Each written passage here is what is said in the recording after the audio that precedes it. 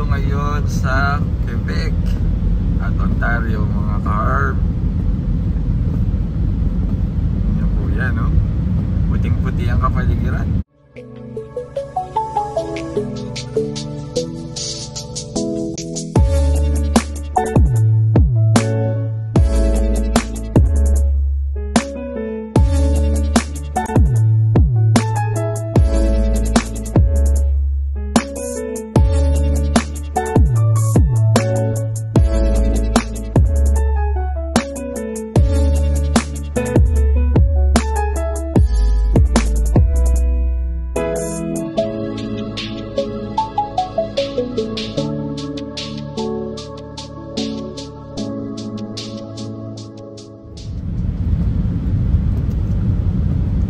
Welcome to Harp TV. Papasok po tayo ngayon sa trabaho. At dito po ang bumungad sa atin ngayong umaga. Ang puti, oh. Kaya mahalaga po na naka-winter tire kayo. Grabe po, no?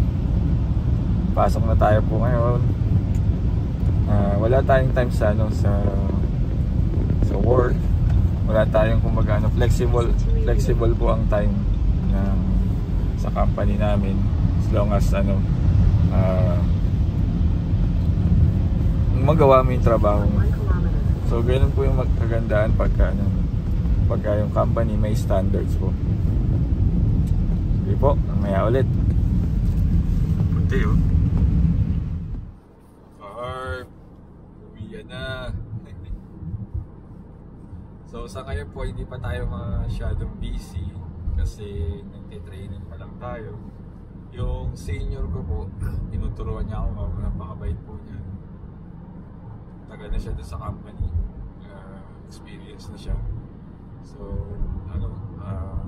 sinishare niya sa akin kung paano i-access yung mga data sa pang-araw-araw ko na trabaho. Kasi kailangan yung data gathering sa trabaho ko po bilang quality analyst. At kailangan ko matutunan yung mga software na ginagamit nila. Swerte po ako kasi yung aking senior ay napakabait po niya. Ito yung sinasabi ko diba na hindi porket ganitong tao ay lahat hindi na mabubuti. So ganun din tayo sa ugali natin bilang Pilipino. May mga mostly tayo mamamait, meron din ang di ba? Hindi ganun kabait. Pero yung kabait ko, at least patient siya na tinuturuan ako. Kasi iba yung software nila sa dati kong company na pinagtrabahuan. So kaya ngayon maaga pa tayong umuwi. Ang problema kasi po, hindi naman actually problema. Yung mga supplier po na makakasalamuhan natin, mostly yung oras nila ay medyo it's either delayed or advanced. Mostly yata delayed. So parang sinabi sa akin na minsan baka late ka na makaka-uwi. So ngayon po okay pa tayong umuwi ng maaga. Kaunti lang naman, hindi naman sobrang aga. Pero once na nag-work na tayo, may responsibility na tayo, kailangan natin suportahan yung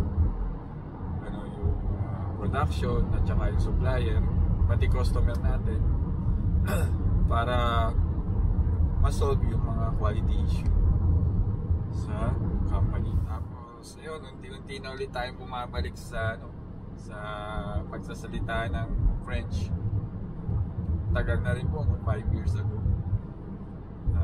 Kaya yung senior ko din tsaka mga kasama ko, pinakausap nila ako ng French sa halip na English para masanay din ako.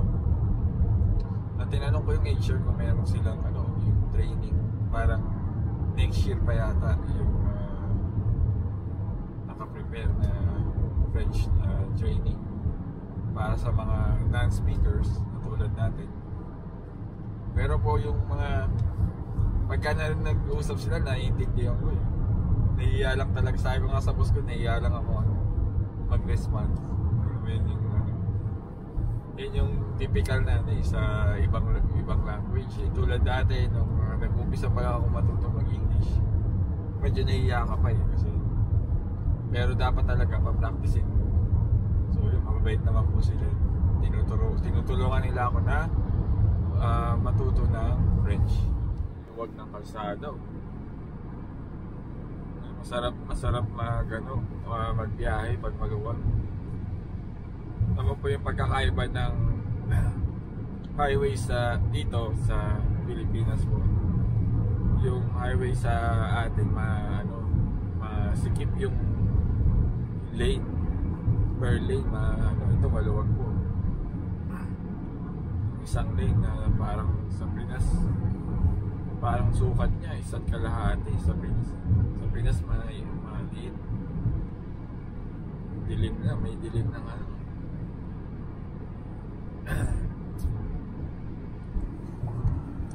sarap pumiyahe pag ganyan maluwag. Tingnan po natin pagka winter na nag-i-snow na. Nakita niyo po yung kanina. Unang snow dito sa Quebec at sa Ontario. Kaya dapat naka-winter tire ka na ngayong mga panahon ngayon kasi ang snow minsan mga tulad ngayon late October may snow na. Usually naman mga first week ng November nag-i-snow na. At saka sa Quebec nasa law na dapat naka-winter tire ka, hindi pwede yung all season. Sa Ontario pwede yung all season. Comment down below po kung meron po niya sa Quebec. Ang pagkakaalam ko po ay December 15 ang deadline. Dapat na naka-winter tire ka na. Hindi ikaw. Yung car mo dapat may winter tire. Para rin sa safety mo. Pag ka po, na hindi ka naka-winter tire, magpa-fine ka po. Kasi sa safety mo po yun. Kaya kailangan ka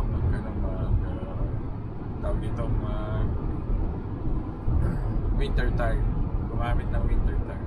So ako po, dahil nasanay na sa Quebec, meron po akong set ng 4 na summer tires at saka 4 na winter tires. Yung iba po may sariling isang rim lang. Halimbawa, binili nila ng brand new sasakyan, isa lang, palit-palit lang ng gulong. Ako po, para mas convenient, tag isang set, tag-4 sila ng wheels. Kasi isang kamitan na lang. Pag winter, kunin mo yung winter tires mo na nasa rim o nasa mags, salpak mo lang sa hindi na tatanggalin pa, tapos kakabit ulit. Kasi baka yung pinaka-sim niya, baka magkaroon ng mag-loose, baka sumingaw yung hangin. So mas maganda yung nakakabit na siya hanggang sa ma-wear na siya at palitan nyo na lang po ng panibagong gulong. Napapansin ko ang mas malakas na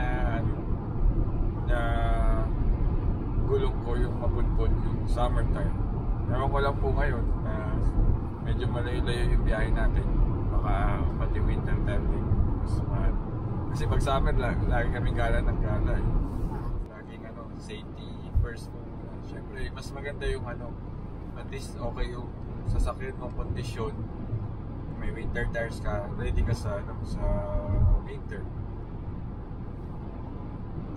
Tsaka ako, ang suggest ko po yung magkaroon kayo ng sasakyan dito sa Canada kasi hindi po lahat kasi accessible ng public transport sa laki po ng Canada. So maganda po may magkaroon kayo ng license dito sa Canada, tapos makapag-drive kayo, practice na rin kayo. Kasi po, syempre, tulad na sample po sa akin, walang opportunity masyado dun sa kusang city ako kami nakatira. So kailangan ko mag-drive ng malayo-layo ng konti. Hindi, kumbaga, so wala pong public transport para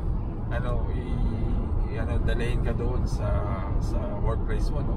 Di tulad sa Pilipinas, nagtatrabaho ako sa Laguna, may shuttle. 6.7 kilometers. May shuttle service kami. Ngayon po, wala kami shuttle service. Kasi logi siguro yung logi yung company kung yun yung kalayo yung yung tinitirahan ko. Pero ito naman sa Pinas, may meeting place kami sa Alabang, sa may Magallanes. Dito po kasi medyo malaki. So maganda po na magkaroon kayo ng lisensya. Kuya Manoy, shoutout sa iyo ha. Salamat sa sa pagiging silent viewer mo. Mabuhay ka na God bless po. So yun muna po ng mga ka-hard. Lagi lang po tayo mangarap at magdasal para sa mga po natin, sa mga dreams natin. At syempre work hard din po tayo. Gawin natin lahat ng pwede natin gawin para maging matagumpay sa buhay. At magdasal natin sa Diyos na palakasin pa tayo na malampasan o makayanan natin yung mga pagsubok sa ating buhay. Hanggang sa muli po, maraming salamat. God bless.